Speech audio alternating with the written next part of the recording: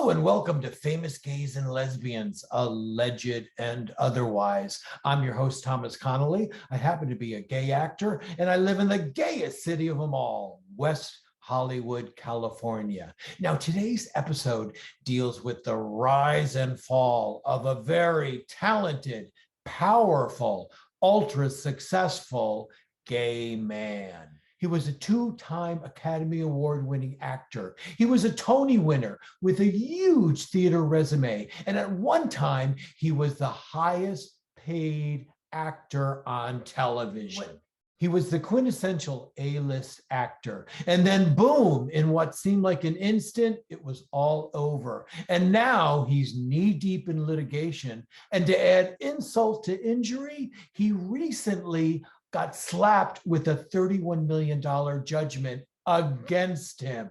There you go, potential jail time and bankruptcy loom in his horizon. Now, who am I referring to? You've probably guessed it by now, but the once honorable and now disgraced actor, Mr. Kevin Spacey.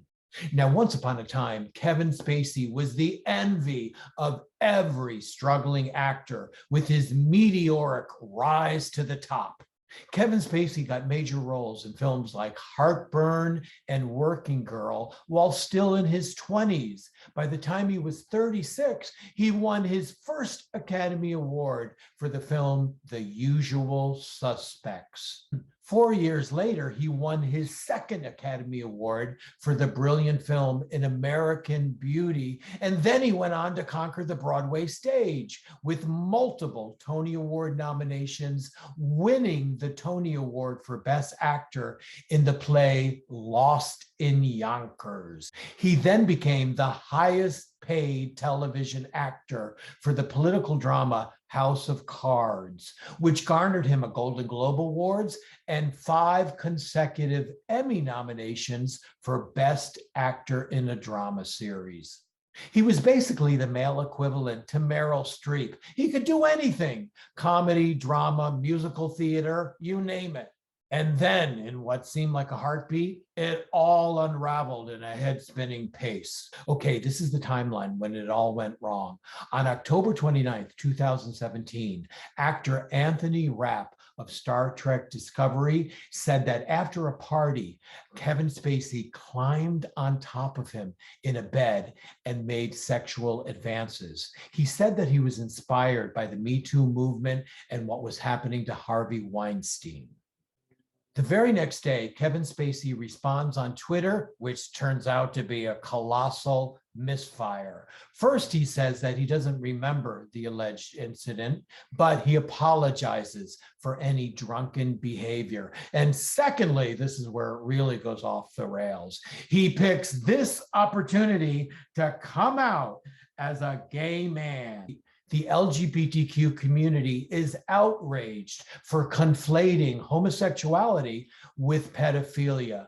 The hilarious comedian Wanda Sykes tweets, "No, no, no, no, no, no. You do not get to choose to hide under the rainbow." I love her. And then on that very same day, actor Roberto Cavazos said that he had experienced some forced, unpleasant sexual encounters with Kevin Spacey when they were performing together at the Old Vic Theatre in London.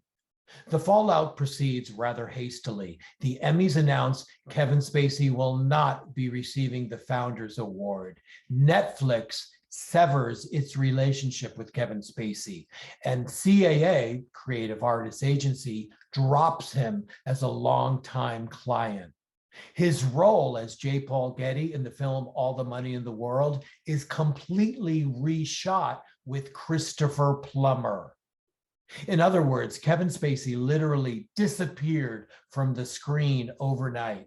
And then the floodgates really open with more accusers.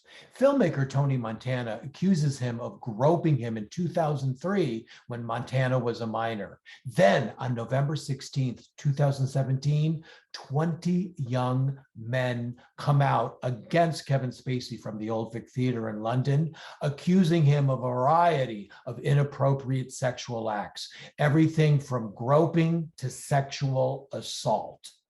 And back in the USA, 15 other young men come out with similar stories of sexual abuse by Kevin Spacey.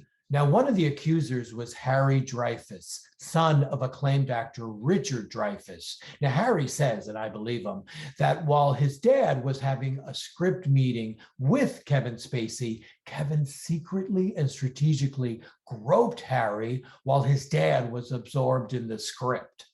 Now, Harry was underage at the time, and he was too embarrassed to say anything when it happened. And then, all of a sudden, 8 people from the TV show House of Cards come forward alleging similar stories of sexual abuse and groping by Kevin Spacey.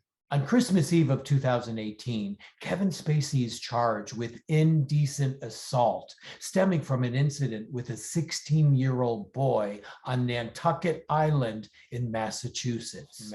He is the son of well-known Boston anchorwoman Heather Unruh. The suit winds up being dismissed over a technicality of missing texts on a cell phone. We're still waiting the outcome of other sexual assault lawsuits against Kevin Spacey. Now, Kevin Spacey says that he's innocent in all of this. It's kind of reminiscent of the Bill Cosby situation, where Bill Cosby said that his more than 50 accusers were either lying or deluded or seeking publicity.